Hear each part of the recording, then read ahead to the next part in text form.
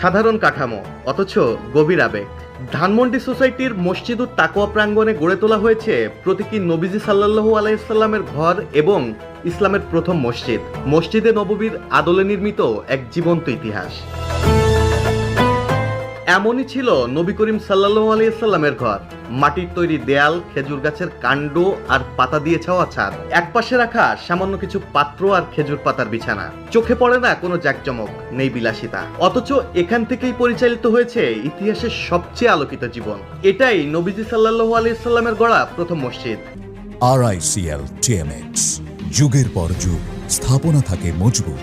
মসজিদে নববীর প্রতীকী রূপ। সাদামাটার নির্মাণ, একটি খোলা চত্বর, খেজুর কাঠের খুঁটি আর পাতার ছাদ, মেঝেতে পাতা পাটি। এখানেই আদায় হতো নামাজ, চলতো ইসলামী শিক্ষাদান, বিচার, সমাজ গঠন এবং রাষ্ট্র পরিচালনার কাজ।